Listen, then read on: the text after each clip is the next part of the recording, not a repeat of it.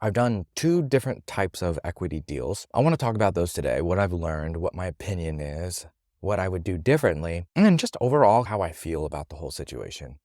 So let's start with some of my opinions that you may or may not agree with. I don't like equity deals. I don't. I used to think that they were special. I grew up watching Shark Tank, seeing all these investors put in money for a certain percentage of the business. And this. Let me ask you a question. When do you get paid out on an equity deal? Liquidity event is the answer. What's a liquidity event, you might ask? Sale, acquisition, buyout, IPO.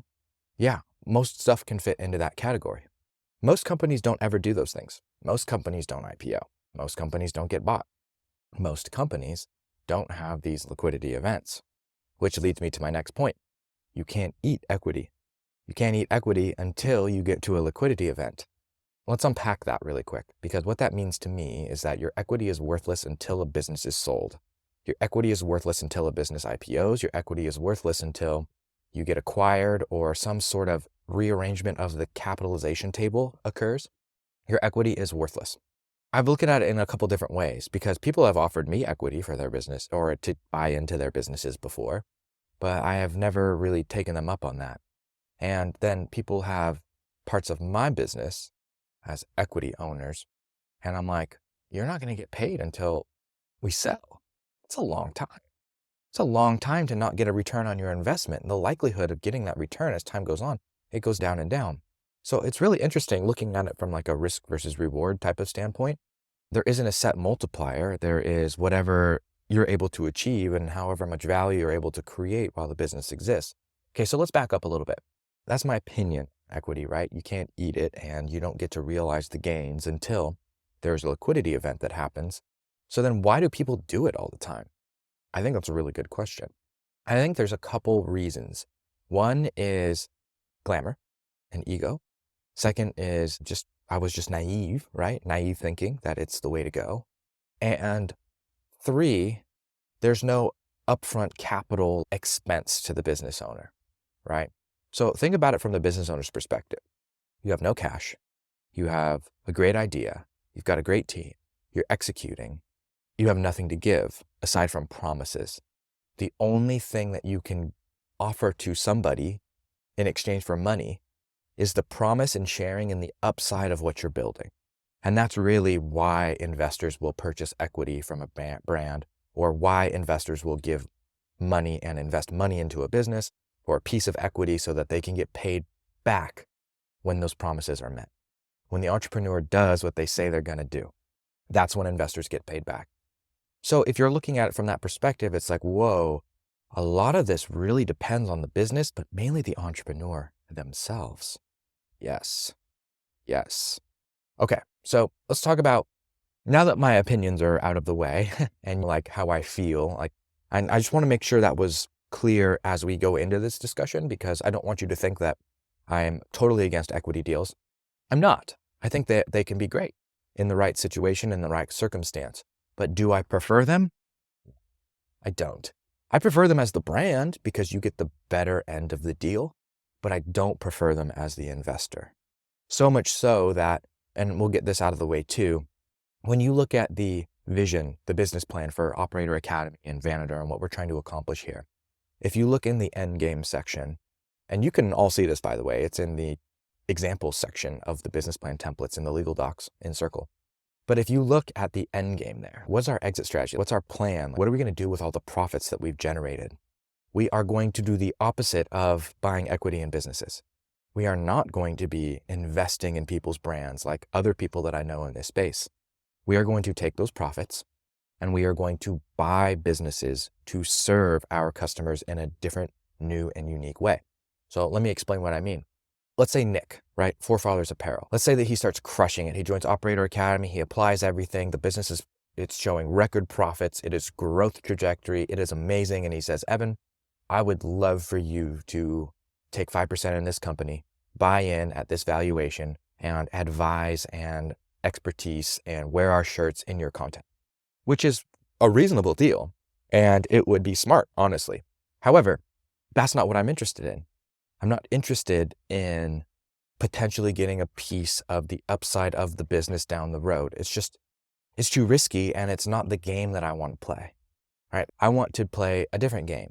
So I would say no to something like that to stay true to the mission. So now that I've said that, let me explain what the mission is, endgame. To buy businesses that would serve Nick. So instead of getting equity in his business, I would take that cash and instead of investing it in him, I would go buy a warehouse to house and ship his products for him.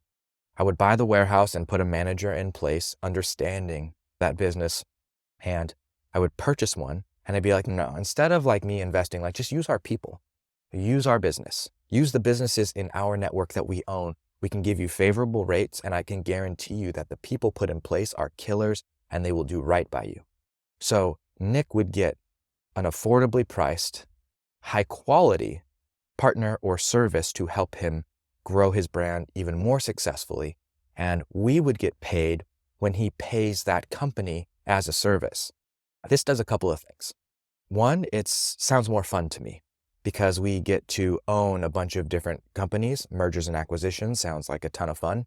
And around $1 million in EBITDA is when I believe you can start looking at that seriously. So that's $1 million in profit a year is the threshold that you need to start looking at other businesses to buy them, to bring them into the company, to grow the valuation. So what that would look like is we get to $1 million in EBITDA, and instead of investing in businesses like Nick's, we would say, hey, dude, we've got the warehouse, we've got the printing company, we've got the advertising agency, just use our people and we'll help you grow this brand. That way you get to keep all your equity. You're going to be using these contractors and professionals anyway, just use our people that are the best. And that way we're growing a portfolio of businesses that all serve each other and are very synergistic, yet we aren't taking from the business itself. Imagine Vanader owning warehouses and injection molding companies and blow molding companies and printing companies and label companies and manufacturing companies and shipping and advertising agencies and media companies and writing. Like we can do all this stuff, editing companies, right? That's where my head's at because of my opinion on equity deals. And I have that opinion on equity deals because, like I said, I've been through a couple of them. So now that we've gotten that out of the way, the opinions and then my intention with how we intend to build this business, let me share with you some of those deals or the details of those deals and why I feel the way that I feel. Now, I tried to do equity deals in the past. I tried to make them work with various individuals, and none of them really worked out. Most likely because I wasn't the person capable of providing enough value to these people to get them excited and bought in. Also, they weren't the right fit. I was trying to force it. I was trying to make it work because I wanted it to work because I wanted to do one of those deals. I've always wanted to raise money and get investors and give them equity for it. Like I've always wanted to. And after having done that, I'm just like, oh, that wasn't very fun. So I tried to in the past multiple times, didn't work out. And I'm glad it didn't because they weren't the right people. There was once where a time where I offered a contractor a smaller monthly retainer and a percentage of the upside of the company, the percentage of the profits, 5%. And that was like my first equity style deal. No complicated contracts, handshakes, and a few documents to sign. And that was fairly straightforward and fairly simple. Just amend the operating agreement, agree to it. When we sell, you can have a piece of it, right? Very simple stuff. That's like introductory, under the table kind of deals. The deals that I'm talking about are the ones that are fully built out, have full contractual obligations, and are a little bit more serious. Not saying that there's a difference in seriousness in my mind, but just like different ways of approaching things. So the two other deals that I did, so there have really been like 2 equity deals that I've done, really 2. The first is with my partner, Nick, and the second is with an investment fund. Now, I want to talk about my partner, Nick, second, because that's a deal that feels really good. And then the deal with the investment fund was just deal with the investment fund was I went through this program and I created a pitch deck. And the whole goal of the program was to learn how to pitch your business, raise money, take on an investor, grow the business, and exit. That's what I wanted at the time. I don't want that anymore. I don't necessarily want to have a giant exit right now or even focus on selling the business. That may be a discussion for another time, but long story short, sell a business for what? Why? for a big pile of cash. And then what? What am I going to do? This business is my opportunity vehicle. This business is a method for me to work on myself and become the person capable of managing money and people and relationships and growth and time and all the things. I work on the business, but the business works on me far more. And it's shaping me into the person that I want to become. And the thought of selling that is just, oh, and then starting over? Why? So that's where my head's at now. I expect my opinion to change a little bit, but that's where my head's at now. So I'm not as interested in an exit. I'm interested in a profitable business that continues to create cash flow. I'm interested in a business that continues to create opportunities. And it's my mission, after all. Meaningful work, meaningful people, opportunity, and abundance. So the first equity deal, I put together a pitch deck. I spent damn near 100 hours practicing, recording, critiquing, changing my pitch so that it would resonate and be exciting. And I got a lot of interest. And in fact, the people that I pitched to were like, yes, we're in. This is what we want to do. And so they wrote up a bunch of documentation for me using their attorneys. And after looking at it, I was just like, oh, this is really weird. It wasn't like a straight up Shark Tank equity style investment. We're going to give you 100 grand for 10%. It wasn't like that. It was like, we're going to give you this much at this valuation. And then we have the option to buy more or do this further down the road. But you can't do these 10 things because that would compromise the deal. You have to do it in this way on these timelines. And then if this is met, we can do this. And it was just convoluted. It was confusing. I didn't understand it. It didn't sit right here. So ultimately, I was just like, no, this is weird. I don't like this deal. I feel like your attorneys wrote this in your favor greatly, and it doesn't sit right with. And so I kiboshed it. And they were like, okay, what would feel good? I'm like, straight up, just a straight up regular ass deal. Buy into the company for this much at this valuation. So I think at the time it was like a $2 or $3 million valuation. And we're, $2 million valuation, $100,000 investment for 5%. And I was like, okay, I'm good with that. And what we ended up doing is changing that investment. And so instead of $100,000 of cash, it was $350,000 of debt financing. And so instead of giving me 100 grand for 5%, they were going to give me access to $350,000 so I could buy inventory with it, grow the business, and their payment was going to be 5%, right? Which I was good with because I wanted to take that money and invest it into inventory and marketing and grow the business. I spent that money on the wrong inventory, and now I have to pay it back with inventory that's not turning. Discussion for another day, but nonetheless, that was my experience with like my first equity deal. I spent $10,000 on attorneys to rewrite the contracts in my favor from my people in my way because it's my business and my responsibility. And eventually that's what we settled on. So 5% of my company is owned, Scorch Marker that is owned by an investment fund, and I owe them money. At one point they were going to have an option to buy more, but that leads me to my next point. I don't know that those are people that are going to be a good fit for me long term. So I don't want to continue to involve them more and more in the business because I don't believe that they're the right fit. At the time when we were doing everything, I was like, oh yeah, this is great. This is amazing. But as I've grown and made mistakes and learned and done more, I'm like, oh, maybe they aren't the right people for me. And that was a sobering realization because I was just like, dang, man, a bummer. And so I say all this because when you do an equity deal with somebody, you are work married to. You are going to be working with them for a long time, whether you like it or not. Like their future is now intertwined with your future. So if you do these types of deals, you got to make sure these are people that you want to get work married to. What are they bringing to the table? Skills, time, or money? Hopefully they're bringing multiple. But in this situation, they were only bringing money. They don't have the skills and they don't have the time to be able to move the needle or assist and help in ways that I need them to help in. If I could go back in time, I would have practiced the art of pitching and gotten good at it, but I wouldn't have said yes to any money, any debt financing, any equity. I wasn't ready for it. I thought I knew how, but I wasn't responsible and knowledgeable enough to be able to spend it in a way that could create more value. I was naive. I wanted to do the deal more than I wanted to execute on what the deal was going to allow me to do. So that was the first equity deal. I'm expensive lesson, right? Expensive lesson. I'm learning a lot. I've got some money to pay back, that's for sure. And we're chunking away at it. But nonetheless, didn't and doesn't feel like something I'm really excited about, which is my next point. Listen to your gut. Make sure you're excited about it. Make sure it feels right, because it's messy and challenging to unwind and unravel and have conversations about this type of stuff. Just throwing that out there. Everyone's different. Your experience is not my experience. So take that with a grain of salt, obviously, but do what feels right. If you're anything like me, business banking can feel intimidating and overwhelming. That's why this video is sponsored by Relay, a business banking platform that's better than all the others. Why do I say it's better? Because I use it. I love it. And it's way better than all the other big name banks that I've used. They do everything I need a bank account to do. Multiple accounts? No problem. Send checks? Easy. Pay yourself? Statements? Connect to QuickBooks Online?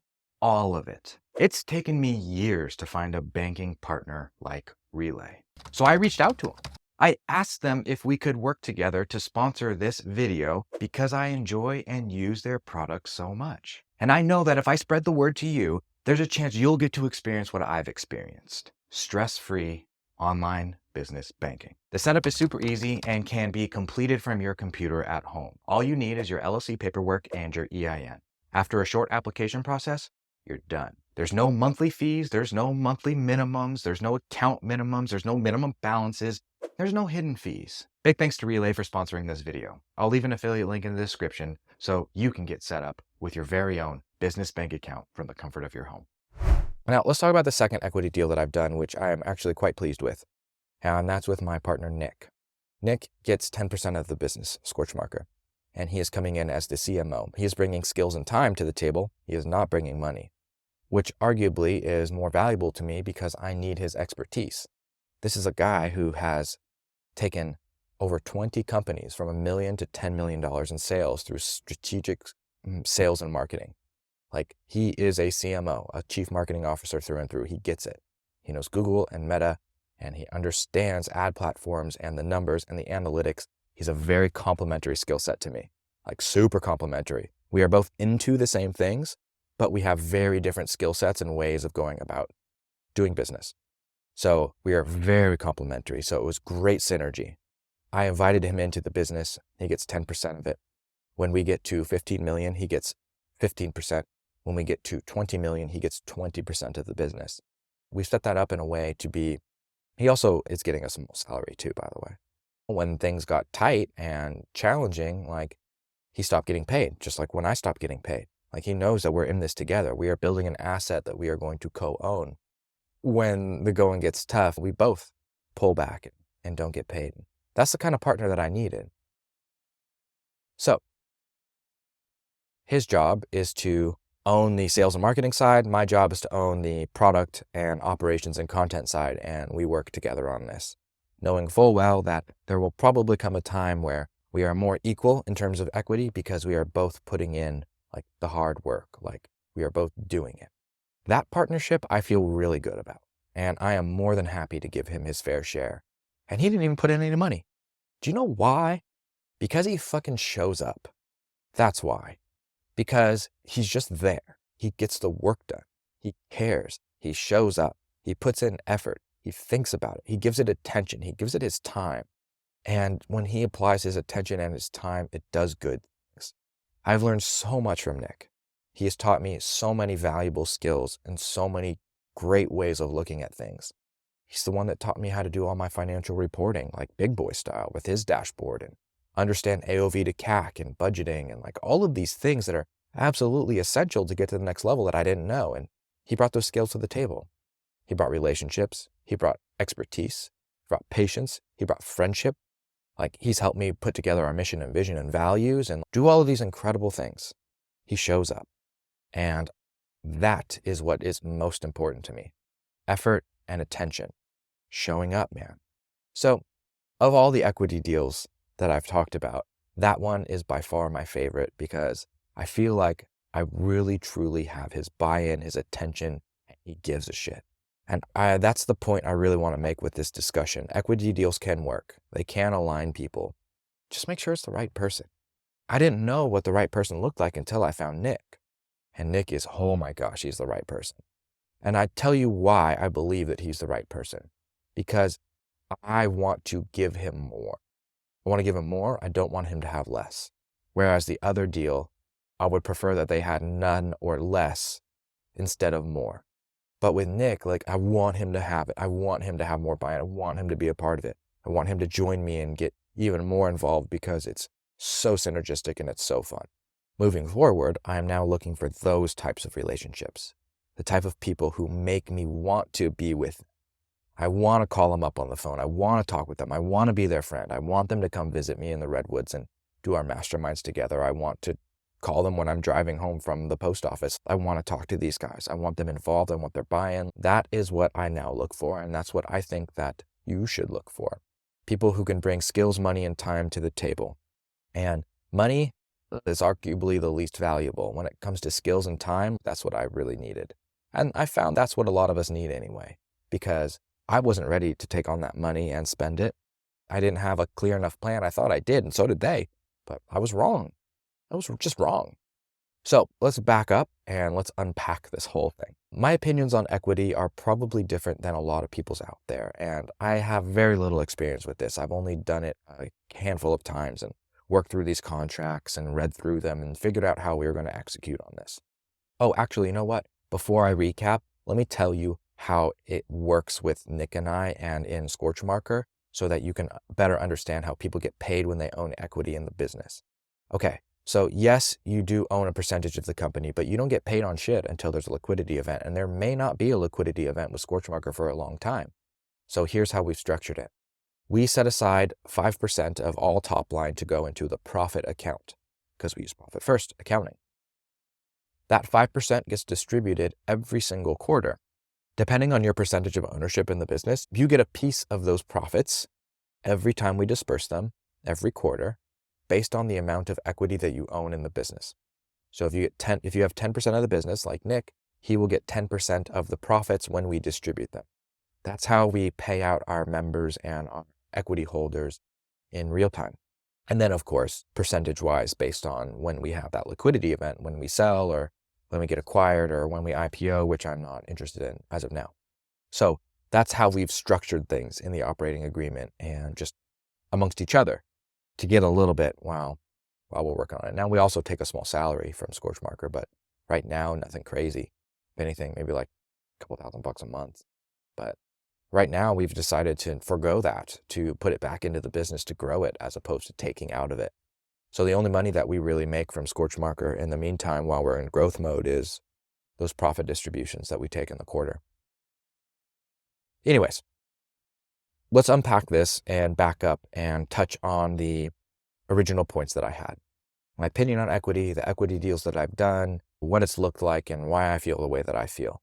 I think we've answered that. I think we've talked through the meat and potatoes of it. But long story short, I've done 2 equity deals. The deal with Nick feels really good. The deal with the fund doesn't feel that good because I just feel like, yeah, there's something missing there. Will I do more equity deals in the future? Probably not. It's not something I'm looking to. So what would I do instead? Profit sharing, rev sharing, upside, or just straight up paying people as contractors to do work for me. It's less messy. They're happier. And most people, realistically, they want money now. They don't want potential money later. And so it's better for everyone. I now avoid any equity discussions or talks or deals because I think they're messy, time-consuming, and they're not worth it for the parties involved. You now understand where my opinions come from, but at the same time, I think it can be a valuable skill and something that can really set your business up for success if executed on in the right way. And the right way is key. Like, it must be done in the right way. So what is the right way? A deal where you want that person in and you want to give them more and you feel good about it and you're both showing up and you're both building the business together in a meaningful, positive way. Whether you need money, skills, or time, I would encourage you to make sure that you're getting at least one of those, ideally 2 or 3 of them, before signing any paperwork. Ask yourself if you want to be work married to this person, because you will be. Ask yourself what happens if we don't get along anymore or things change, because that will happen. What do you do? And that's where you can line item all that stuff out in your agreements. To cap it all out, I think there's a time and a place for equity deals. Everybody's business is different. Everybody can do things differently. That's just my opinion. I would much rather take my profits and buy businesses that can serve people like you versus buying into your business, giving you a bunch of money, helping you get there, and then getting paid back on the liquidity event. You'd be happier if you had more of your company anyway. I'd be happier if I didn't have the stress and the pressure and the weirdness there. I do believe that my mind will change on this one day. I think that I've been a little bit jaded by the experiences that I've had, and I don't anticipate holding on to these opinions for the rest of my life. In fact, I know they'll change because they've changed in the past. But this is where I'm at right now, and I wanted to clarify that.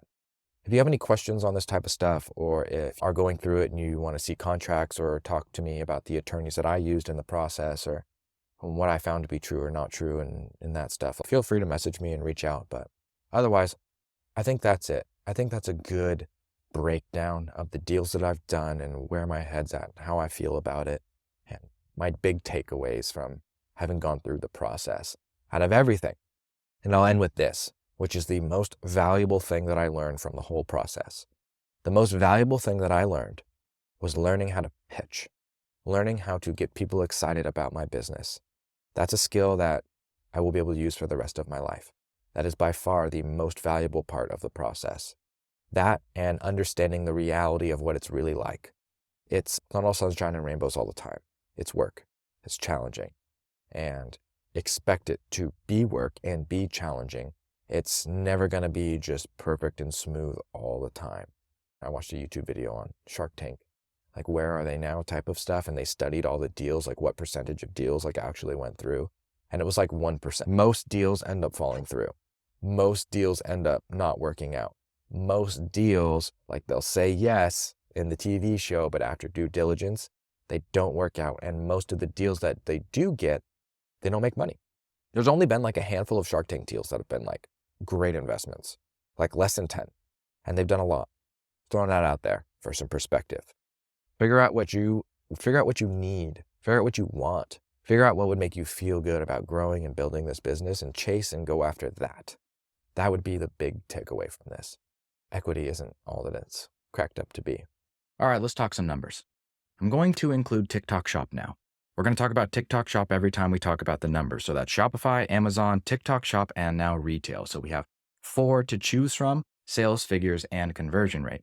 We're no longer sending traffic from our TikTok to our Amazon or our Shopify. So we're going to talk about TikTok in and of itself as its own entity, especially now that we are implementing the strategies that I've been sharing with you and reaching out to affiliates. So over the last 30 days on Shopify, we did 33,000 in sales at a 2.23% conversion rate. Slow season. Remember that. We are in literally the peak of our slow season. So I'm not super mad about it. Amazon is at 65,000 with a 12% conversion rate. TikTok is at $756, just under 1,000, at a 4.2% conversion rate, and retail is at 0. I'm expecting some retail checks this month, however, so that should jump up by the end of March. And we also rolled out a sale in the beginning of March on our Shopify store and Amazon as well. Plus, TikTok's starting to pick up some speed, so I'm really excited to see how these numbers transform. If you like this video, there's a lot more where that came from. I have put together some incredible trainings, frameworks, scripts, and everything else you might need to make content effortless so you can have more followers and make more sales, just like these members right here. Click the link below and you'll have instant access to everything. I'll see you on the new members call.